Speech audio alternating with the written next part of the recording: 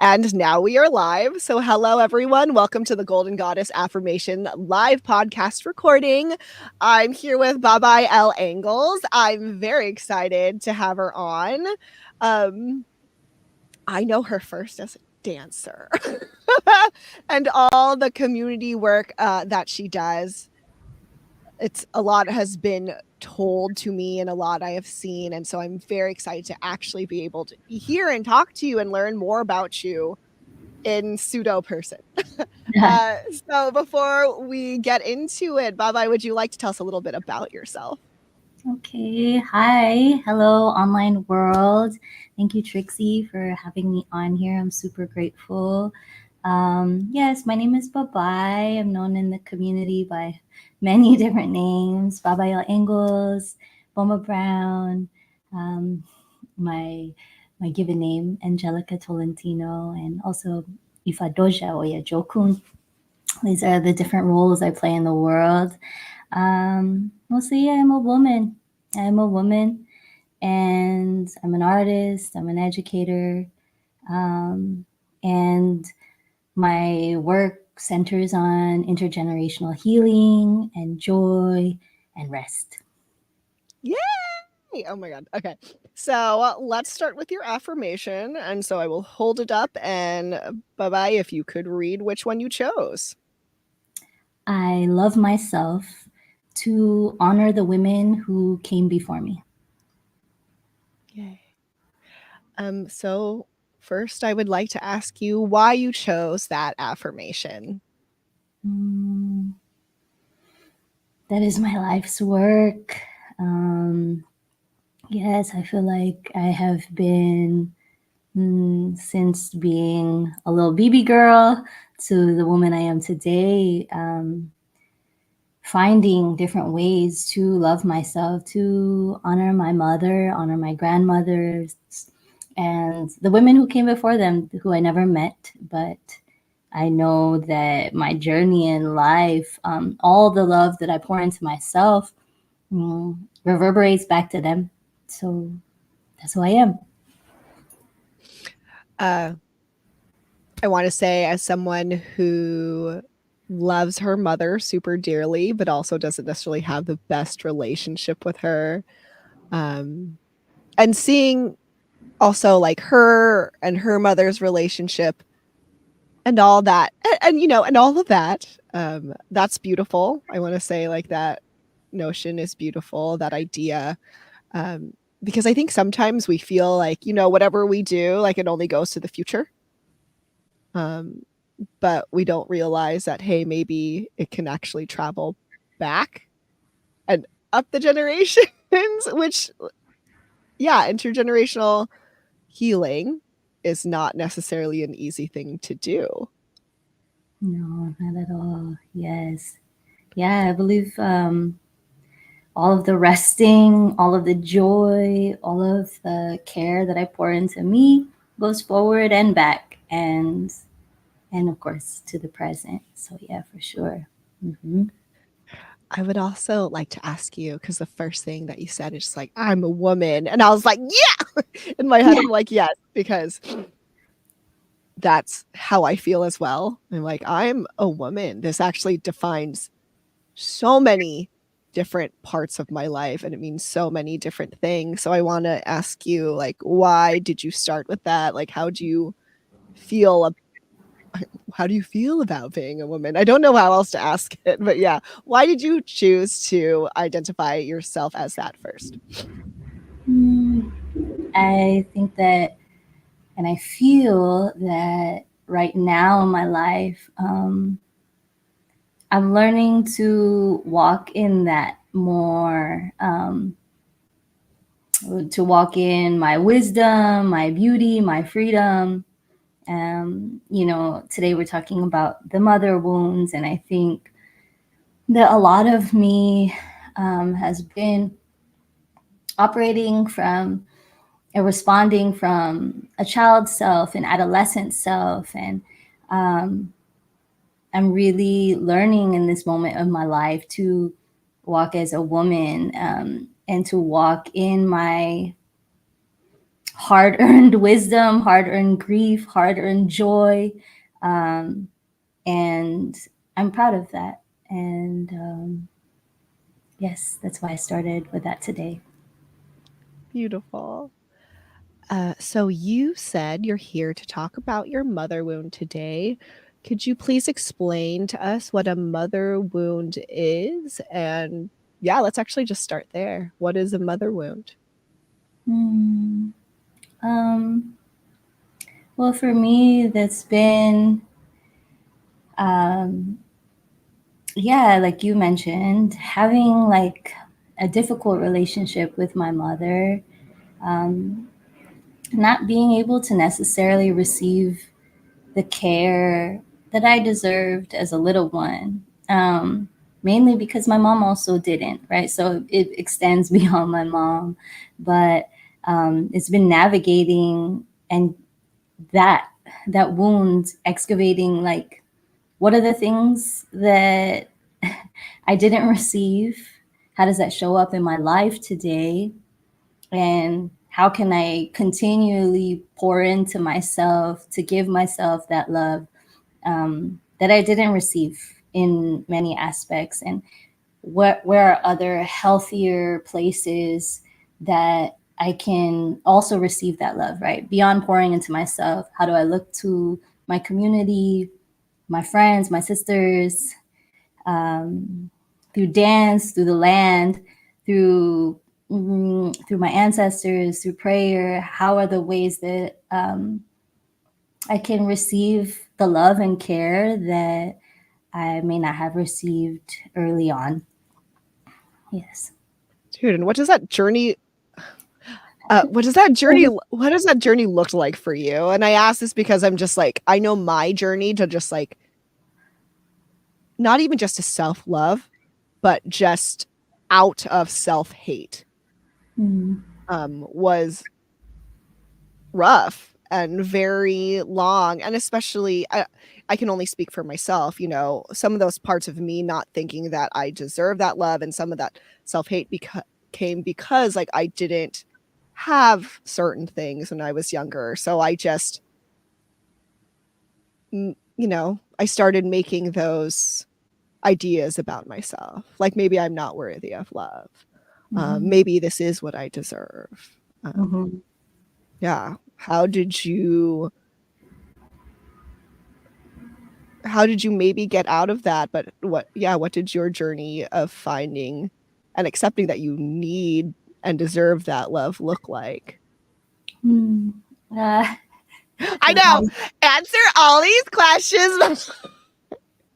yeah, I mean, similar, it's been hard and long and funny and joyous and painful.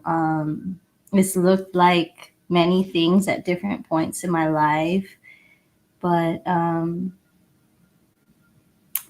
yeah, and it's still ongoing, right? So for me, right, like I think, hmm, hmm, I mean, identifying first with like, mm, noticing that my mom carried her own wounds around like mental and emotional dysregulation and a lot of fear that she carries um,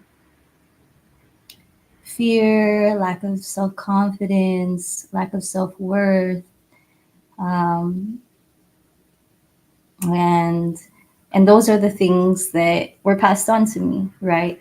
um, and they're also gifts, right? Because this is gifted me with this journey of figuring it figuring it out.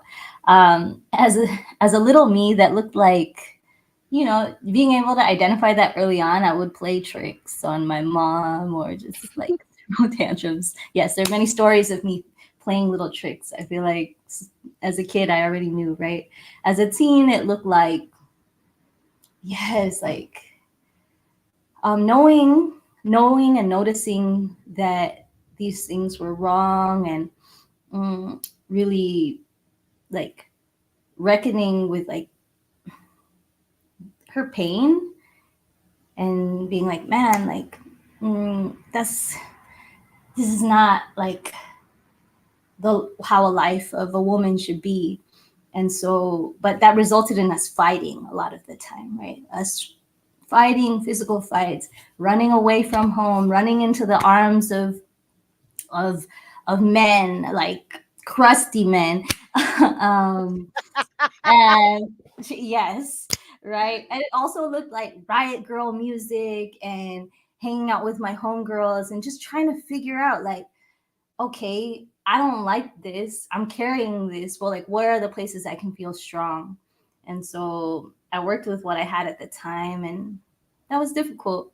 Um, Adult me has continued to ask this question, right? Like, okay, like, because I noticed this version of my mother, this version of woman that I'm not comfortable with, and as a result, it's also like I don't receive this love that I deserve, and I internalize that, right? Like you mentioned self hate. Um, where can I find this love, and where can I find it in a healthy way? How can I give it to myself, and where can I go and get it, right? And so I've learned various tools in my adulthood, from teachers, from sisters, from community, from therapy, and from my intuition and from my ancestors, just various ways to pour into myself. Yeah, and that has looked like, I did some writing around this. So that has Nice. looked like on all different levels, right? So that has looked like, one thing is, yes, working on my sensuality. Um, yeah, my mom carried a lot of fear around her sensuality, never really getting to explore it. We lived in a lot of militarized areas where, yeah, she was doing the best that she could, but she taught me a lot of fear, a lot of Mhm. self-protection, a lot of don't express this because this is dangerous, right? Mm, this is dangerous, or this is shameful. So I've been on this journey of exploring my own sensuality, my own creativity. Um, this has looked like it's looked like so many things in my life. Oh my gosh. It's looked like being an angry bee girl, being an angry rocker, and being like, I'm gonna fight you, I'll fight you. And then or this has looked like later on being like, okay, well, I'm a woman and that could be strong too. And I'm gonna learn how to whack and vogue. And I'm gonna learn how to like, dance in heels, and I'm gonna learn how to move slow and really listen to what's inside. Um, yeah, I don't know. That's I'm still working on that piece, very much so. Um, mhm. I worked on boundary setting. Learning how to say no has been a big thing in healing these mother wounds. Because, yeah, it was taught for a very long time that I needed to enable or, take on someone else's mental health issues, etc. So Yeah. I've learned different ways to say no, different ways to say yes to myself. That's been big. Mm, Learning how to do that verbally, learning how to do that energetically, learning how to do that with my body through movement, how to exit quickly and gracefully. Yeah. Okay. Um, so yes, boundaries, home building too. So like, I think building my own space, place to live, has been a big healing experience because, the examples that I received as a kid was like the home kind of reflected, the wounds, the grief, Yeah. a lot of clutter, like massive clutter, still to this day. And whew, the garage, the other room. Oh my God. Oh my God. But yeah, so I've learned to cultivate like, homes, different homes wherever I've lived, where I got to create softness in my home and safety, and really like create external environments that reflect the kind of care that I want. Soft spaces, fluffy surfaces, like the textures were all telling me like, hey, we love you. And friendliness, clarity. Like we're gonna process the grief here, that we're gonna learn how to just move that stuff out. So home building has been a big spot. Okay, I'm gonna stop you for a second, because first I want to say thank you for actually structuring a structured answer around my unstructured question, because I was basically like, bye-bye, just how did you do this with your life? And the fact that you were like, oh, I'm actually going to structure this in a time frame, I was like, wow, thank you for doing that. And I would like to go back to something that I feel like is very relatable for a lot of people, not just women. But and for me, this is like a painful part of also my past and probably still present. But those crusty men, or like really just the want to go find the love that you didn't have really in someone else, especially like a romantic partner. I feel like that's something a lot of people can relate to. And for me, oh, dude, okay. When I honestly, when I think about my most toxic relationship that unfortunately also was somewhat abusive, like I realized later on, I was like, oh shit, I was like dating my mom, like, or like a version of my mom, like, and it was, it came, I saw it, and I saw it like years later, because obviously when I was in it, I didn't understand. But it's so, I bring it up because it's hard to break the patterns when you don't see it.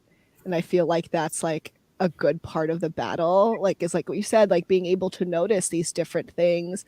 You notice these different things about your mother. And I feel like that's easier to come when like you're younger, right? Because all you have is observation. When you're younger, you have observation and then what you're feeling from those observations. And so I had that. And then when I got older, I didn't even realize that like I was still looking for those patterns, like not because I wanted them, but just out of familiarity. And then getting out of those patterns, that in itself is also just, it's hard because, familiarity isn't always a good thing. Yeah, for sure. I feel like I'm still working on this. Oh, my heart is so tender. Yeah, I would say, like, whether it be romantic relationship or any really like collaboration, because I was shocked that this also appeared in like my artistic collaborations. Because I, like sometimes I would isolate this to just be like, oh yeah, this happens with the men's, but it's like it happens in so many of my relational dynamics where I appear and play a role that that I played with my mom. And yeah, I'm still in process on how to create healthy relationship, whether it's healthy friendship, artistic relationship, or romantic partnership. I feel like I would say going back to boundary setting, I've been in a process of learning, okay, where I'm at right now, because this has been so many lessons, right? But I think right now, what I'm in process of figuring out is, right, I've done noticing in my mother, being able to notice in other people, other romantic partners, noticing patterns, right? Being being hyper vigilant around like, oh, you got some stuff. You got some stuff. I don't know. Oh, I know myself. I'm gonna end up taking on that stuff, whatever that the stuff is. So I think right now where I'm at in my healing journey is learning to listen to my body I need some support with this, but learning to listen to my body and what's going on in here when I'm about to do something that is repeating an old pattern. And for me, part of my wounding has been learning to play a caregiver role. Um, because right, I've learned to that I only deserve love if I like work on it, if I have to earn it. I have to, my value is derived from being able to care for someone and create. mm, yeah, this stems from like being able to care for my mother's own emotional and mental regulation, being like learning that early on, like let's get her calm, let's get her regulated. And I find myself throughout my life having played that role for artistic collaborators, for my job as an educator, with young people, with romantic partners. And I've just like overgiven to the point of exhaustion. And usually this manifests, I call her haggard girl.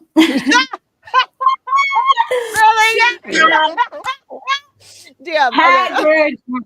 When I'm tired, that's how usually that's what it's taken.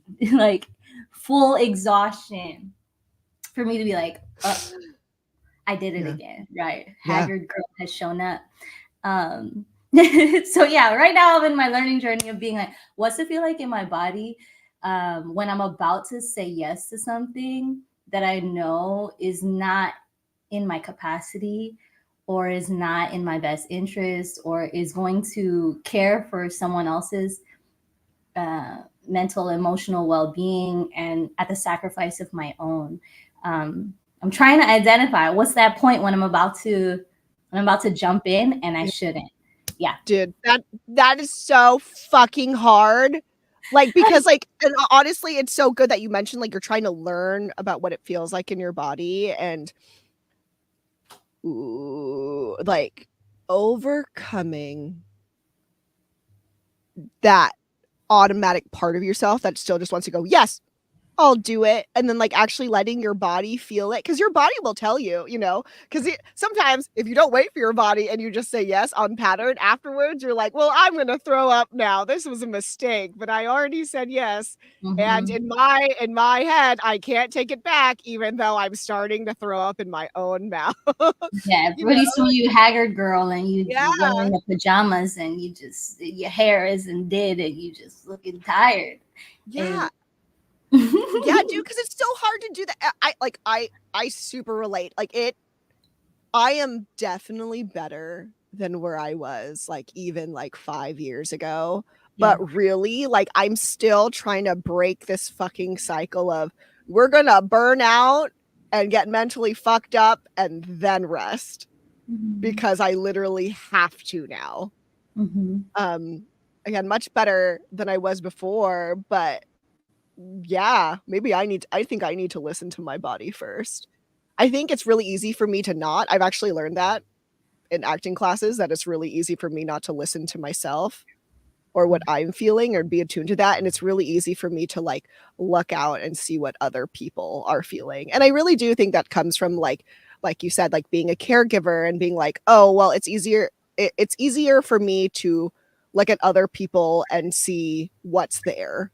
And I do think it's also like a hypervigilance thing. Like I'm very just like, is this going to go okay? No. This person, I think they're feeling this way, and being able to be responsive that way. And I am nowhere near responsive to myself in that way, which is definitely something like I need to work on. Because again, like you said, letting your body speak for you. It will tell you. It will tell you. It really will tell you. Yeah, for sure. I know. I feel like the spaces that I'm able to actually listen to my body. Yeah, I work on it with my therapist. Usually, when we're talking through, she'll have me identify right then and there, like what's going on in your body and being able to pinpoint Um, I think, yeah, since I'm not able to do it so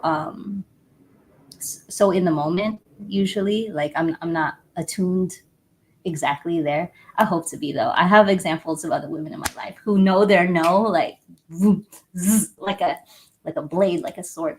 But okay, so since I'm building up to that, what I'm at is or where I'm at is creating spaciousness, right? Creating spaciousness so that there's time to listen.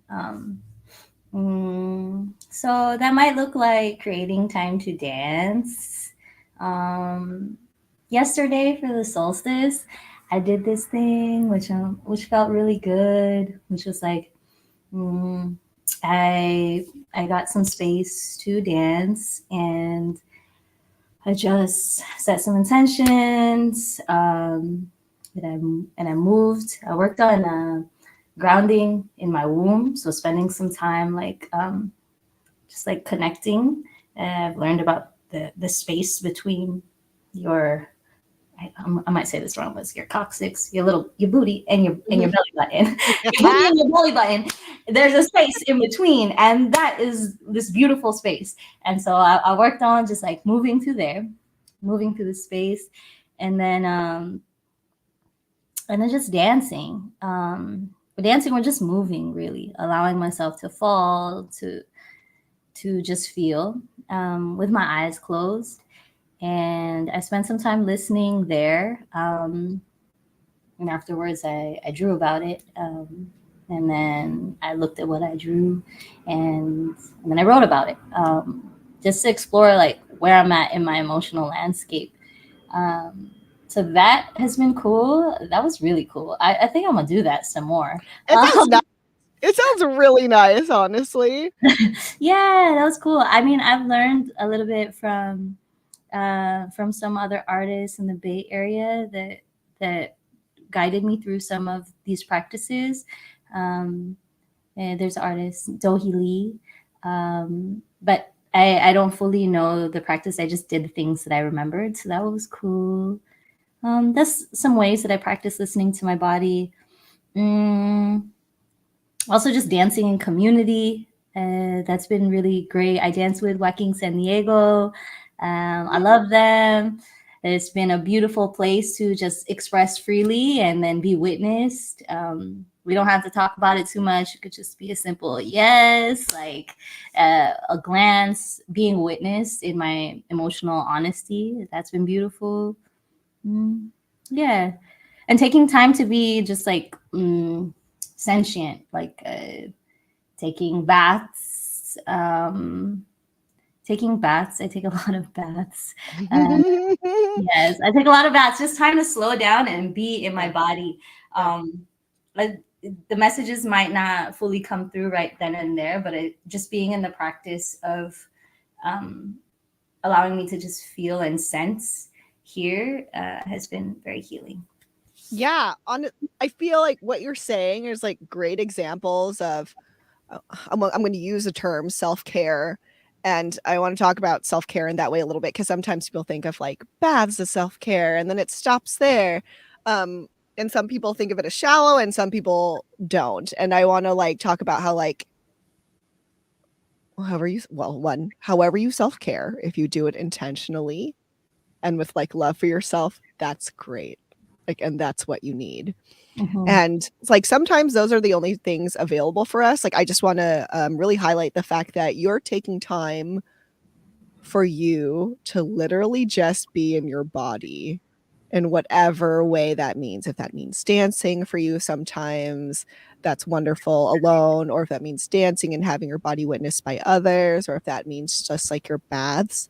But like that time and honoring your body and really being able to be in it, I feel like is so important, especially as women. Like, as a human being, yes, we should all be in our bodies, but especially as women, because our bodies in society are so much of the time not seen as ours. Mm-hmm. And like, and I even mean that like not just like,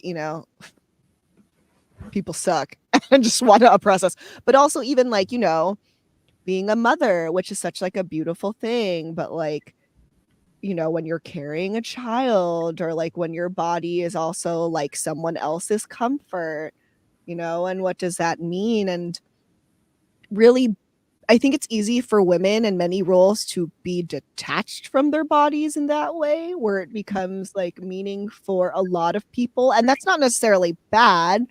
But I think it's really important that we take the time to also know like what our bodies really mean to us.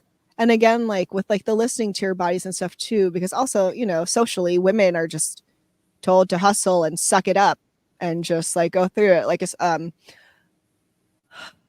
someone one of my friends brought up on social media, like they were talking about menstruating, right? And they're like, what pisses, you know, my fellow bleeding people, like what pisses you off about it? I'm like, really, like the fact that we're just meant to like suck it up and hustle through it, or we're going to be seen as weaker or less than, that we can't do the job and stuff. And I'm like, that is such bull crap.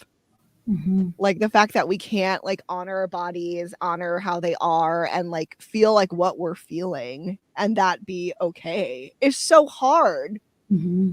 Yeah, for sure. I mean, Audre Lorde said, right? What did Audre Lorde say? Like, caring for myself is not an act of, I'm probably saying this wrong, but caring for myself is not an act of indulgence, it's an act of political warfare.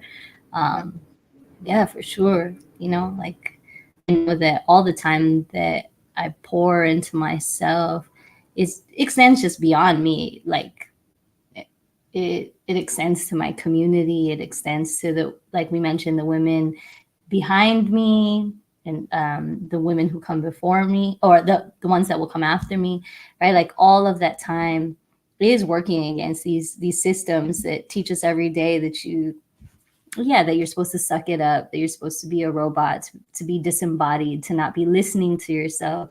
Whether it's your job, whether it's some person walking on the street, or just so much about our lives tell us like not to use just this, to Yeah. use just this, and not the rest of us.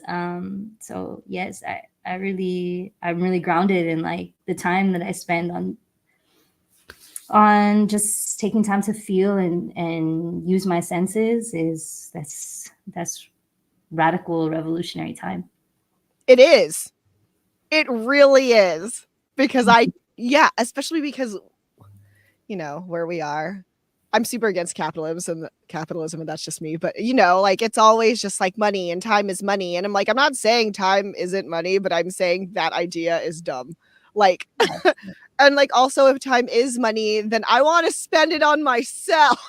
Like I want to spend my time then on myself. If this time is precious, I think some of this love should go into me. Some of this richness should go into me. Um, and I believe that. And I also have a really hard time with it. Mm-hmm. It's like a thing I really want and a thing I believe in, but a thing that feels so foreign and like against my actual nature, Yeah, for sure. honestly. Mm-hmm. And Yeah, then it's just like, what does that mean? Or like, what do I do with that? yeah, for sure. I find that, yeah, like, this idea of self-care, it's like sold back to us in another capitalist way, right? And then we Mhm. believe that like, oh, I can't self-care if I don't take myself to the spa, or to a or like I gotta buy another thing, I gotta buy another Mhm. cream, another whatever the heck to do the care. I feel like it's really important, mm, to access that. I know that it is a privilege, right? Because we are operating in these white supremacist heteropatriarchal systems that make it really difficult to care for yourself. It's like it's Mhm. a battle. But I feel like there are still ways to do this that are communal, anti-capitalistic, and we can find a way, right? Yeah. And like you were saying, I feel like the step before that even getting to your body is creating that time, finding the pocket of time that you can reclaim for yourself. So I think in the beginning of developing some of my rest practices, it was really about taking a look at my life and like, what are the what are the hours that I got? Where can I squeeze in something for like 5 minutes of sensing, 5 minutes of like just breath, right? Like pausing. um I don't know, like self-care can be very small at first. I feel like it's important to start small. Start with breath. Maybe it's like breath in the morning, when you wake up instead of picking up your phone.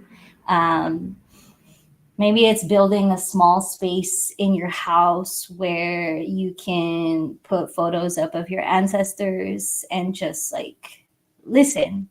Listen to them and listen to you. And it's that space. Maybe you won't visit it every day, but you like put one photo up and that's there, right?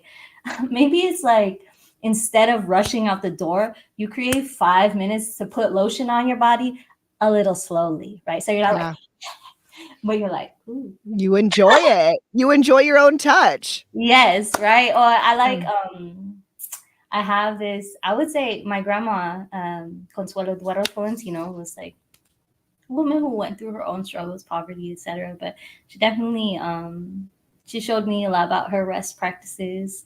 And I have this stool that it's her footstool. She used to put her feet up on it. She's older.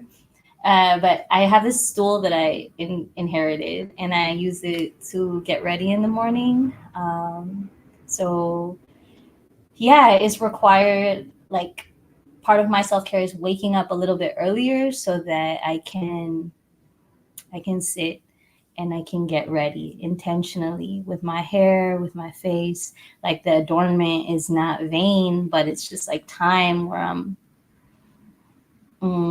honoring myself, and honoring my ancestors. I used to see my grandma do this every morning at 5 a.m. She put her magic hair curlers, her rolos in, Yeah. no matter what she was going to do that day, but she would just put them in and so quietly get ready. And I used to see her do that. And that's something that I didn't always do. When I was rebelling against my mom in my teen years, I didn't comb my hair. I was like, I'm not gonna do anything for my body. I'm gonna fight you.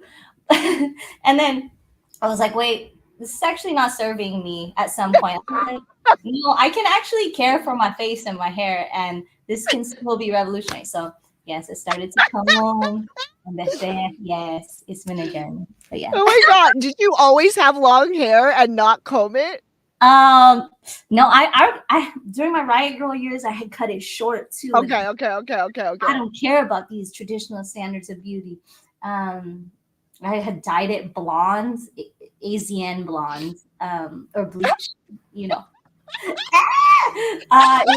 It was really bad, but I was rebelling. Oh my God. And but yes, now it is long, and I honor it and I comb it. It's also been untangled, yes, or it's been tangled up in other years, yes, with no comb. Literally no comb. Wouldn't wake up, wouldn't brush a thing. Just be like, come on, world, what do you got? I love it. Honestly, that's amazing. But also, I'm just like, did you have long hair? Because when I don't comb my hair, I get knots and I'm like, oh, this is my fault. Yeah, Like, my bad. I've been that stuff neglecting is, my hair. I mean, it's symbolic too, right? When my hair was all tangled up like that, my boundaries were all tangled up like that. I was ready for like any type of energy to come up in my life and just be up in there. I was wild hair girl, bruja. But yes, I comb it now. Yeah. I mean, it's so interesting. Like, again, like talking about self-care and like really the mindfulness and the meanings behind what you do for your self-care. That's really what matters. Yeah. Right? Because it's just like that, like you said, adornment. I love that word. I love your use of that word as your description, like the adornment of yourself, like that's different than just someone feeling like they have to look pretty at the beginning of the day to go out in the world.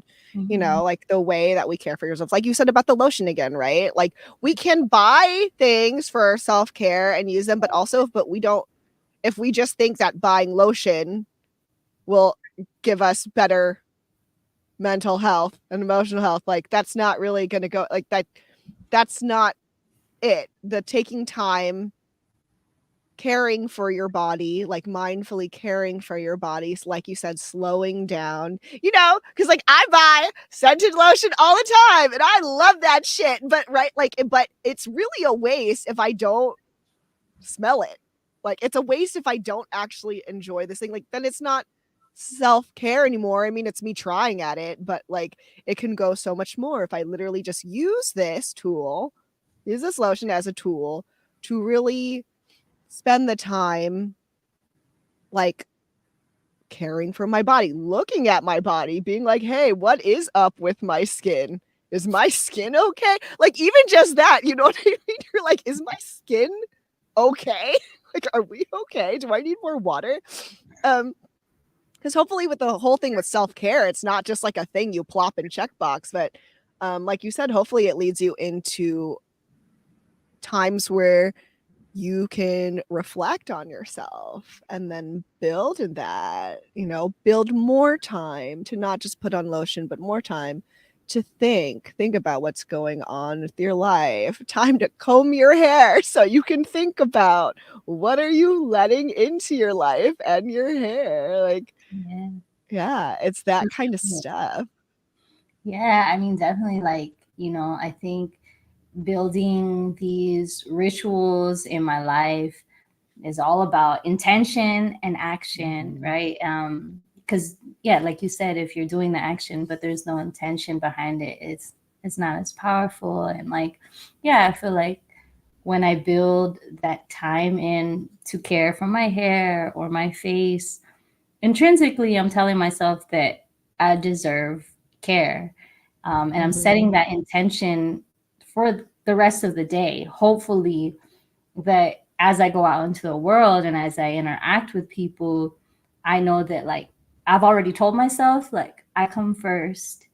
I understand who I am first. I'm going to express who I am first. And then I can listen to you. And then I can discern where your stuff starts and where it ends, right? And where my stuff is. And the boundaries are a little clearer. I'm already creating that space to define me before I take on somebody's stuff. And that's, yeah, I feel like that's why the messages, or that's why going throughout my day with that intention already set just is somewhat helpful. Of course, I'm still going to have to be in practice of being like, whoa, hold on. But taking that time for myself in the morning or whenever it is, or if it's at night, just time to really just like listen to you. It's important. I have a question that someone asked because I think you actually kind of answered it, but I'm going to ask it anyways. Because it has to do with that. What is a good first step of creating a boundary with your mom? I was just like, oh, well, yeah, that's a good question. Yeah. Oh my gosh. I feel like it's different depending on where you're at in your life, right? That's looked different in many of my life stages. But I think, yeah, it starts with the body, taking time for yourself wherever you can, to be alone and really listen to like, what is your yes? What is your no? Is what your mother is asking of you at this point, like, is it going to contribute to your well-being or not, right? I'm trying to think back to like, what were the ways I created space from my mom that were healthy I mean, like I mentioned before, yeah, right. Like as a teen, I would run away. I would literally like run, because that was the only way I knew how to be like no. But as an adult, man, and moving back to San Diego too was a thing, because I had moved away for some time, and I knew when I came back here, I was gonna have to build with my mom again. This was one of my main reasons for coming back home, to really engage in family healing. I was like, oh man, I'm gonna have to come back home.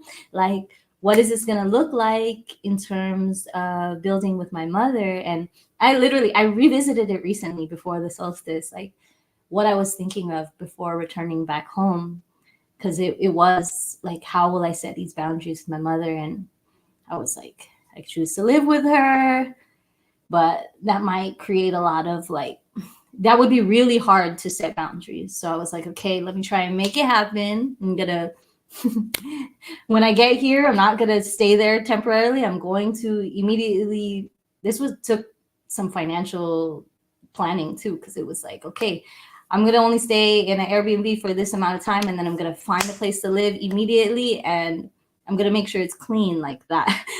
You might not have the privilege to do that, whatever, but I that was the cost of my mental health and wellness, right? I was like, okay, I'm gonna do it that way. I thought about time. I set like, okay, I'm gonna only see her once a week, during a time that works for me. And I wrote that down. So I wrote down all these things. I wrote down like, okay, I'm only gonna see her, or she's only gonna be able to come to my place if we plan ahead of time, or she calls. No one unannounced visits, because I knew that could get weird too.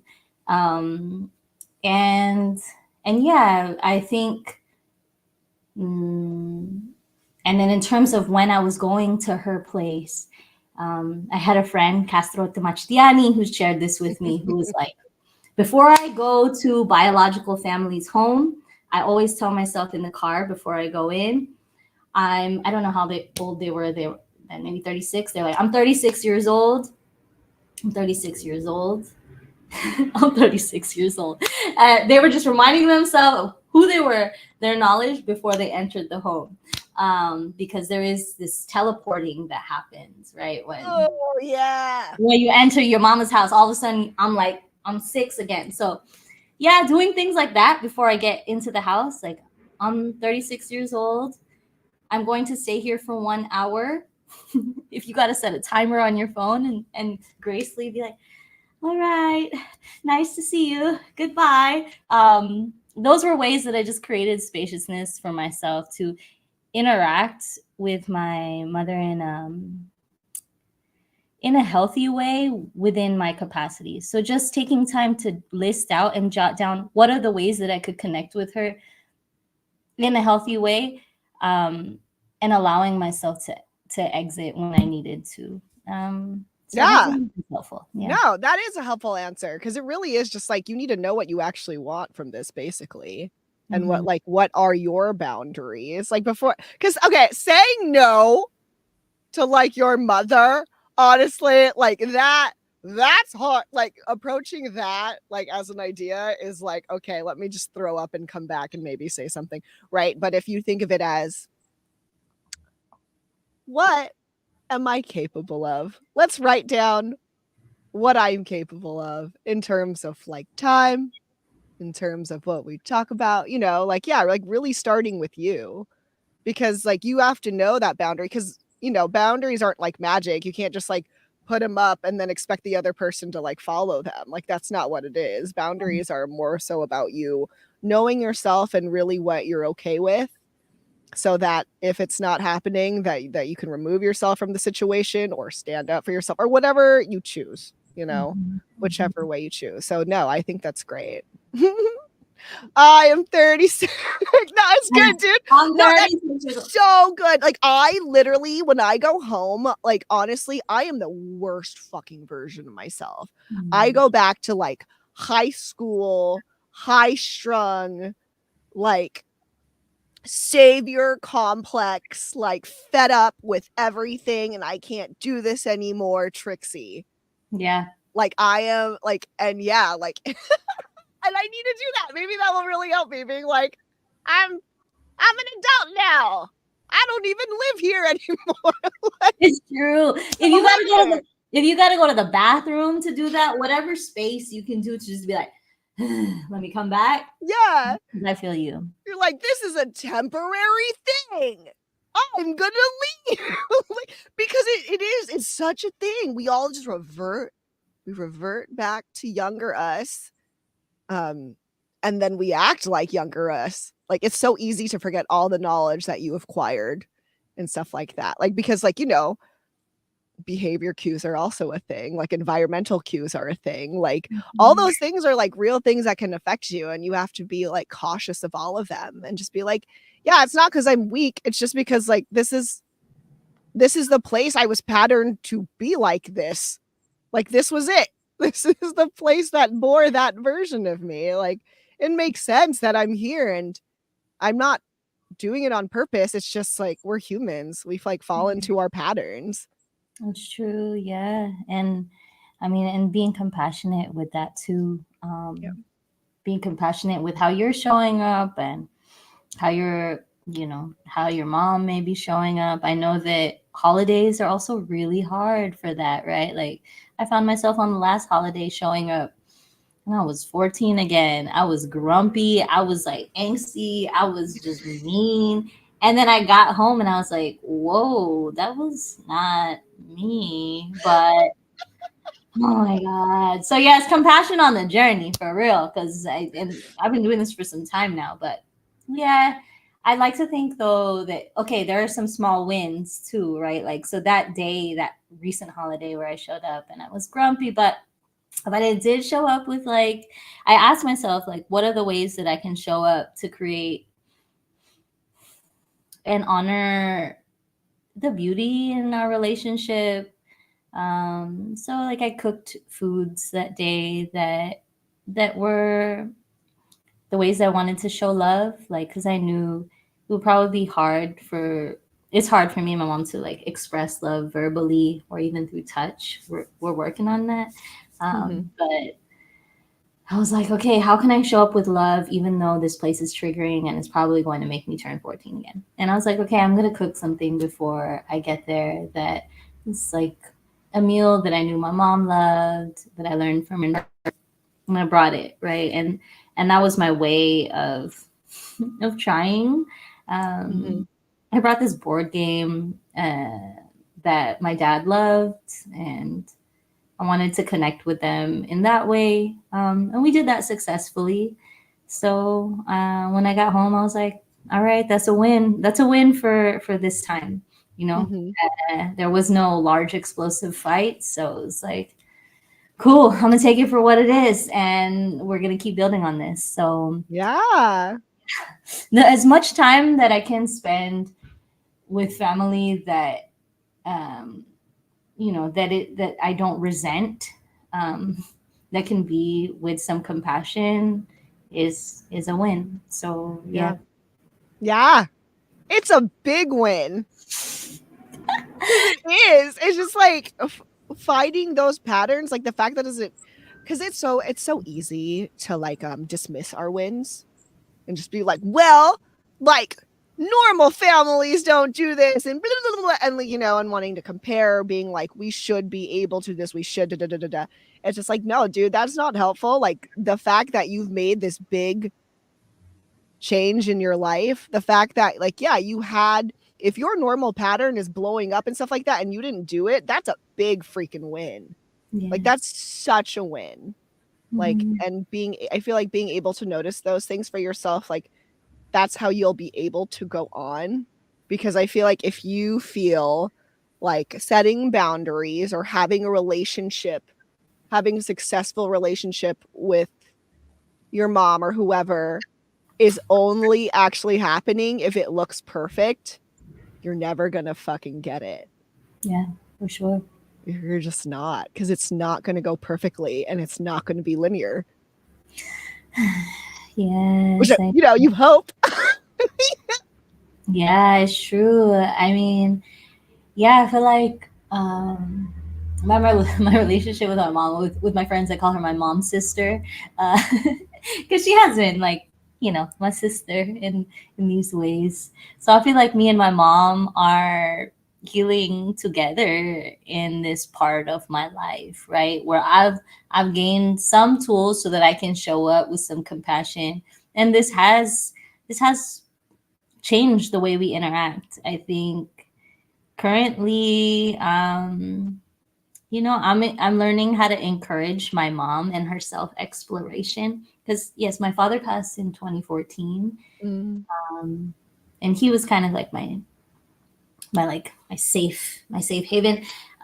But then after he passed, it was like, oh man, I'm stuck with her. Uh, and and it was like, oh my god, we really gotta learn how to love each other. Ooh, ooh. And so we've been working on it. And right now, this has looked like, I don't know, just like encouraging my mom to. She recently started working again after being Oh. retired. So yeah, just like I try to support her like I'd support a homegirl, right? Yeah. Like, okay, you doing some activities to move the grief? Yes, go and do it. Go on that job interview, whatever's gonna like help lift. Yeah, she sent me videos recently of going to a Christmas party with a friend. My mom has not been able to have like homegirls her whole life, because Oh. she really just, developed her worth in the family and with, Mm. with her partner. And I don't know, it's cool. So I was just like, when she sent me that video, I sent her all the emojis and was like, yes, yes, go party with your homegirl. And I love that. Yeah, like seeing my mom grow up is medicine for me too, in that Mhm. she's giving herself space to redefine her womanhood, even at, I think she's 60. She was born 1959, so maybe she's like 60s. Is that 66? Oh, I don't do math. I'm not gonna Okay, try. she's in her Someone at 60s. home, And if you really know, she she's said years. You'll yeah, know it if you do the math. It's fine. But yeah, we can. It's just like yeah. I'm not trying. Like, Yeah, it's all good. sure. But yeah, she's in her 60s, and I don't know, developing her womanhood. Yeah, Yeah. And that's so beautiful. that's Oh, true. okay. Mhm. Okay, so we're coming to an end here. So I would like to ask you one final question of, if you were going to give advice to someone who has just recently realized that, hey, I would also like to heal my mother wound, even though this is going to be hard. What advice would you give them? What would you say? Mm, I would say be easy. Be easy on you. Be easy on your mom. It's going to take some time, but I am so proud of you. That I am so proud of you for even being at this point in your journey and wanting to work on this. It is so brave. It is so brave of you to do it. I would affirm. I'd give her a hug. Whoever you are, I'm gonna hug you. Uh, and I would just be like, what I return to often is like this question of, whenever I'm hurt, um, in reflecting on the past, or even if it's a present moment, which still happens, where um, my mom maybe is not showing up in a way that I want her to. I ask myself, like, how can I give myself the love in this moment that I need, like, and that I deserve? What can I do? And and mm, and hopefully it's healthy. But asking myself intentionally, how can I give myself this love, and trusting that I will find a way, that I know a way that I can pour into myself, or a friend, a sister, the land, the ocean, the water, whatever, whatever whatever tool you got, or your ancestors, if you want to talk and listen to your grandmothers or any other ancestor before you, just really asking yourself in those moments when you're hurt, just like, one, telling yourself, I hear you, you deserve this love, and what are the tools that you have in this moment to give yourself that love that you deserve. Yay. Mm-hmm. Oh, that's so nice. Have a Thank toolbox sooner or later. have a toolbox. Hella stuff in there. Yeah. Yes, hella yes, toolboxes are great. Toolboxes are great. Mm-hmm. um, Thank you so much for being on this podcast and sharing. It's Thank been you so much too. yeah, it's been so wonderful. And I love honestly, I'm obsessed now with like how you speak a little bit, because like you literally take the time to think about it. Like you're mindful and like you're so comfortable in it, taking that time Mm-hmm. to figure out your words. And it honestly like matches everything you say. So that's wonderful and lovely. And I really had to like look at the clock a lot, because I was like, I feel like we just started. And I was like, nope, not at all. So this has been wonderful. Has been so wonderful. And thank you so much for sharing about something that's so vulnerable and so personal and somewhat taboo. Like in our culture, you know what I mean? Like that could be, yeah. Yeah. Just because like a lot of us have this, and a lot of us have that like wound, and a lot of us, whatever way we choose to heal, like it's always good to hear from other people and how they deal with it, just to Mhm. know like healing is possible in many different ways. Yeah. Yes, Well, that's thank you important. so much too. Thank you for creating this space, for modeling that bravery Mhm. in everything, right? Whether you created these affirmations and organizing folks to share their stories and doing that personal work yourself, like it's powerful. And Mhm. like you said, right? Like we are all holding different versions of these stories. So thank you for creating this space and for giving me a moment to exercise like my strength, my self-love, my wisdom, because I also ask myself like, have I mastered this story? Yeah. Am I ready to share this story? And to know like I could share here in a way that's still in process and to be held in that way. Thank you so much. You're welcome. And yeah, thank you. Thank you. You're so very kind. It's lovely. Honestly, you're so lovely. You're so This lovely. And if people would like to find you or listen to your music or like maybe watch you dance, where can people find you? Let us know your social medias. That'd be Okay, great. Yes. So if you want to listen to some OPM, some disco, some funk, and experience joy, you can follow Bomba Brown Loves You. That's my DJ IG. Bomba Brown Loves You. Bomba, yes, like Bomba. Bomba. Bomba Brown Loves You. Find me there. And also my other page, Babay L Angles. That's Babay, like it shows on the screen, Langles. A lot of my artistic work is there, and yes, I'll be sharing work through also my project Along Po Disco. I didn't mention that as much, but Along Po Disco, I'll be sharing work early next year, doing some workshops, community workshops on intergenerational healing and joy and imagination. So yeah. look out for that. And that's on IG, Babayel Angles. Follow that. Find me there, and you just find me in the world. Yeah. If you see me out in the world, say hello. Don't be shy, cause I'll give you a hug. Yeah. Yes. Thank you. Ah, Awesome. Thank you. And thank you for everyone who will be listening or who are listening now.